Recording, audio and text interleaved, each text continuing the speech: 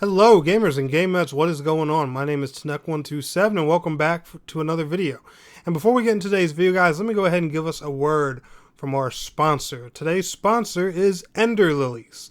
Ender Lilies is a dark 2D action RPG that sees players trying to unravel the mystery of the kingdom destroyed by the Reign of Death. Players will journey through the sprawling and haunted deadly locations of Land's End, including the submerged forest, a sealed off contaminated underground cavern, and a grand castle. In the many places you will visit in this sorrowful adventure, formidable bosses await that will gladly claim your life given even the slightest chance. Defeat these powerful foes and release them from their unending curse to turn into allies. Overcome the challenges before you search for the truth with powerful knights at your side. And special thank you again to Ender Lilies for sponsoring this video, hooking me up with a review key, and making today's videos possible. Be sure to check them out on Nintendo Switch or the Steam shop. I have a link to it down in the description below. And enjoy the gameplay in the background because this is Ender Lilies Nintendo Switch gameplay. So gamers and gamettes, it's happened. It's finally happened. The Nintendo Switch Pro has been revealed. And man oh man, if you follow me on Twitter and you interacting with me on there, what you're thinking right now is, Tnek, you were right. Because I haven't really talked about it here on the channel because me personally, I never actually believed in the rumor. I personally thought, the Nintendo Switch Pro rumor was always overhyped, and I kid you not, I'm not saying, I'm Mrs. Cleo or anything, but I literally called this, and anyone who follows me on Twitter can tell you, I have made tweet after tweet after tweet telling people, man, this Switch Pro thing, y'all are getting way too hyped about it. These rumors are way too crazy, and it's because the rumors just didn't sound like Nintendo.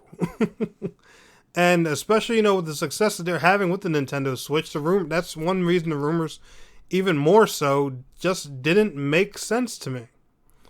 And that's what I want to talk about today, because a lot of people are, they're a little bit bummed and disappointed and everything when it comes to what was announced as actually called the Nintendo Switch OLED. But anyway, let me go ahead and talk about this console and everything, let you guys know what it is. So Nintendo Switch OLED is a new Switch model that was literally just announced this week. It's basically the same thing. It just has, some slight quality of life adjustments, literally, that you would have expected the Switch to have at launch.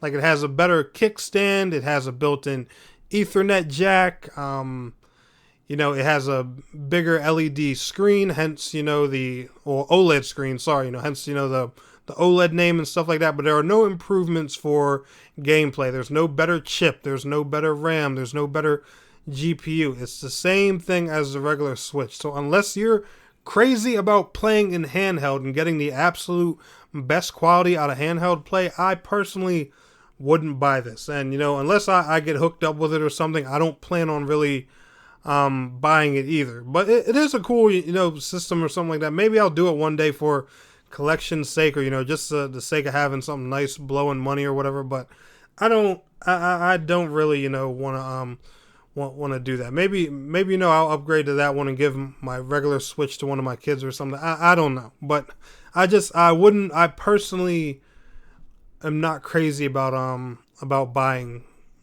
this thing. Now, do I think this was the right move for Nintendo though? Yes, and a lot of people are criticizing them for that. Well, we wanted a Switch Pro, we wanted more power, better frame rates, this, higher resolution that, 4K here, 4K there, yada, yada, yada. And everyone got so sucked into, these rumors from Bloomberg and whoever the heck else was talking about it, that nobody took a chance to just sit around and look at reality. One thing that always bugs me is everyone said, well, Nintendo's going to have to do something because Sony and Microsoft, they're coming out with their new consoles and, they're going to do 120 FPS and 4K 60 and all this stuff. Why does Nintendo have to do anything? When has Nintendo ever cared about keeping up with everybody else? Their consoles are always underpowered. They're always behind. They're always doing their own thing. And they're always succeeding anyway. The only time they ever screwed up was with the Wii U. And you guys remember how that went. It was, a big, beefed up version of the Wii that was just different and confused the hell out of people. Why would they do that same thing over again with the Switch? Or, let's have better examples. How about the 3DS models, and from the DS to 3DS, 3DS XL and stuff like that. The versions of those that had like exclusive games and stuff like that.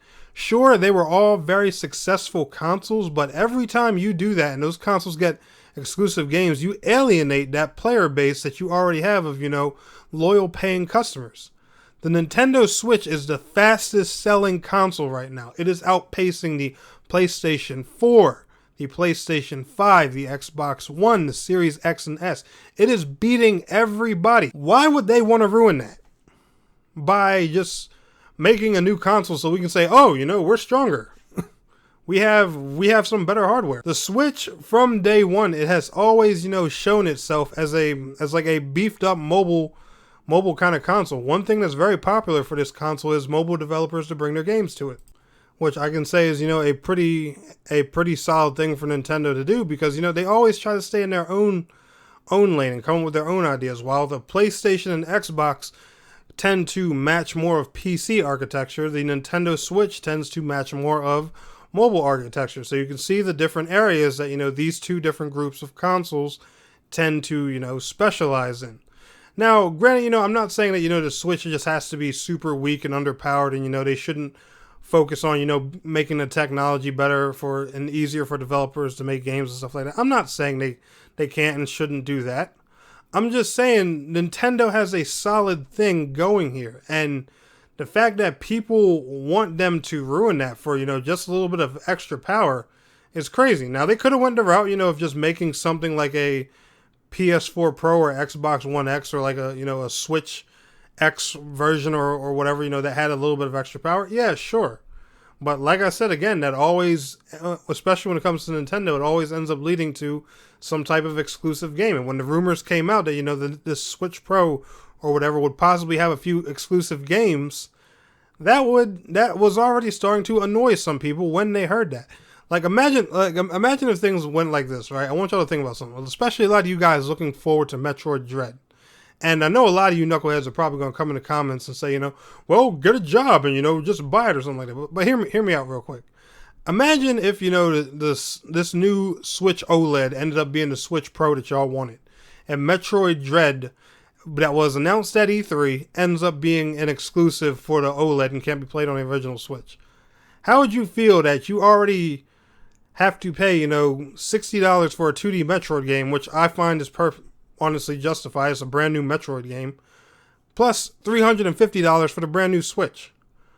$410 just to play one new game. When, if you're a gamer and, you have a decent amount of consoles, chances are you're still trying to get your hands on a PlayStation 5, Series X or S. Maybe you have a PC. You want to blow all that money for what? And, I get it. Some people are going to say, well, I work, I make the money, or, get a job, bum, or something like that. Come on, that's just silly. I don't care if you got the money or not. Who the hell wants to waste that kind of money?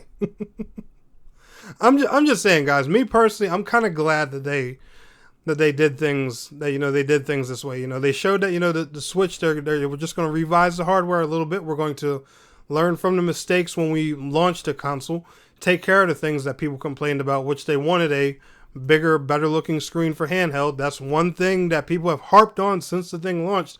I wish the handheld quality was a little bit better for this game and that game. The OLED screen makes that possible, makes the picture a bit more vibrant. Better sound, better kickstand and stuff like that. They touched on the areas that, the original Switch was missing on without alienating the player base. And I honestly think, it's a very, very solid and a very good thing. And me personally, I would buy this thing just to support Nintendo, but I personally just don't want to waste the money at the moment. Because I honestly applaud the move that they did here with the Nintendo Switch OLED. And I think, game companies, they should make more moves like this. It's kind of like, when PlayStation just makes their PS4 or PS5 or PS3 Slim or whatever. That's kind of what, the Nintendo Switch OLED is. Just a small hardware revision that improves on a few features of the original model. And that's, a pretty cool thing, a pretty good thing. I honestly like this, like what they did here. Let me know how you guys are feeling about it down in the comments below. But anyway, guys, y'all enjoyed today's video, smash that thumbs up button for me. And I want to thank you all so much for watching. It's your boy Tanek127, and please don't forget to like, share, subscribe, and I will see you guys in the next video. Till next time, peace out, take care.